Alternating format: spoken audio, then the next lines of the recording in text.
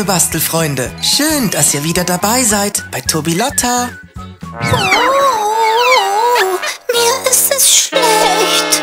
Ach, Lotta, ich hab dir so oft gesagt, du sollst nicht so viele Chips essen. Ja, ich weiß, aber ich mag Chips so gerne. Lotta, du bringst mich auf eine coole Bastelidee. Wir könnten Glückschips basteln. Und welches Material braucht man, um sich eigene Glückschips zu basteln? Das fragen wir am besten unserem Bastelschrank. Bastelschrank!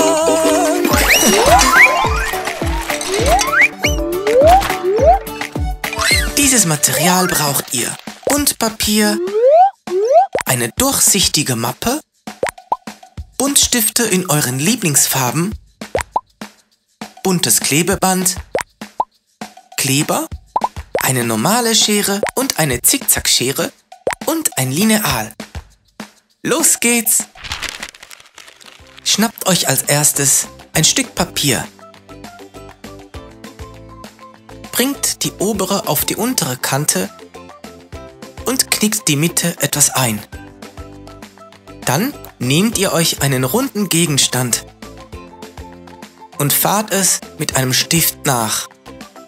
Schön mittig auflegen. Den Kreis schneidet ihr vorsichtig aus. Dann schneidet ihr euch aus der Transparentmappe ein kleines Stückchen und klebt es auf den Kreis.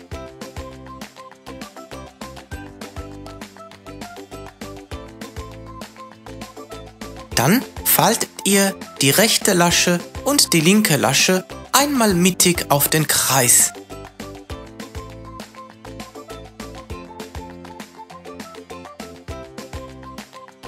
Unten und an der Lasche oben etwas Kleber anbringen und das Ganze so zusammenfalten.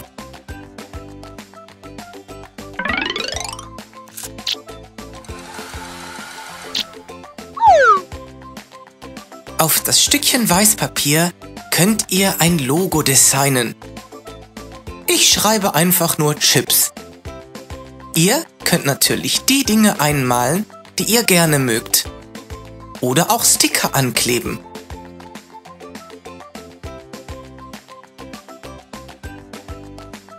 Das Logo mit etwas Kleber oben an der Chipstüte anbringen. Dann nehmt ihr euch das gelbe Stück Papier, faltet es einmal zur Mitte und schneidet euch daraus kleine Chips. Wichtig dabei ist, dass die obere Kante ungeschnitten bleibt. So könnt ihr die Chips auffalten. Und auf der Innenseite etwas Schönes aufschreiben. Du bist toll! Wenn ihr wollt, könnt ihr die Innenseite der Chips mit Sticker verschönern. Zuklappen, etwas zusammendrücken und so bastelt ihr euch ganz viele kleine Chips, die ihr dann in eure Chipstüte steckt.